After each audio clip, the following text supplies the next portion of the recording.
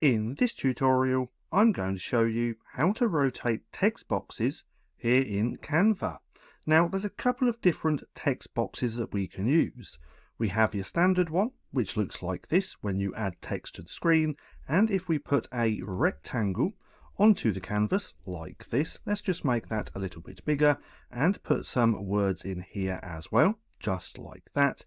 It's going to be the exact same for rotating this as it's going to be for this and for any element here in Canva. Now what we want to do is simply click onto our text, then we have this underneath, this little rotation icon. Now if we hold on that and slowly turn it, we're going to see this little box as well with the degree of the rotation, and we can rotate this however we want.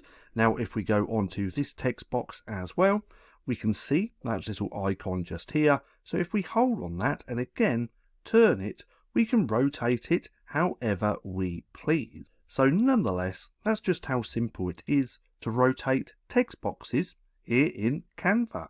Now, if you found this video helpful at all, then please consider giving me a like, as it really helps out the channel. And if you're not too sure what to watch next, click right here and watch this playlist.